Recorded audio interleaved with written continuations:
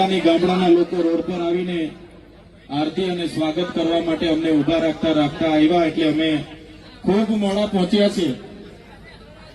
પણ અહીં આવીને અમે જોયું તો દાહોદના વડીલો, દાહોદના યુવાનો અને માતા બહેનોમાં જે જુસ્સો છે, જે ભાવ છે અમારા માટે, આ તમારો ભાવ, આ તમારી લાગણી, આ તમારો પ્રેમ અમને અવારનવાર આ વિસ્તારમાં ખેંચી લાવે છે. અને આજે અમે આવીને જોયું, વરસાદ છે છતાંય, વ્યવસ્થા નથી છતાંય હજારોની મેદની અહીંયા આવીને ઉપસ્થિત થયેલી છે. બધાને મેં બે હાથ જોડીને નમન કરું છું, વંદન કરું છું.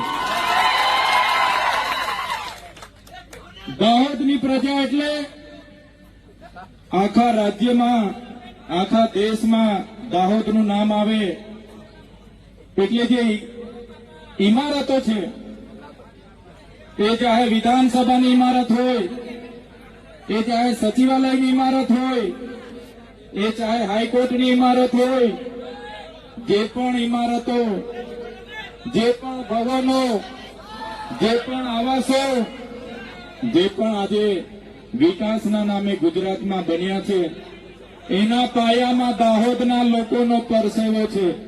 અને એ દાહોદના લોકોને મારી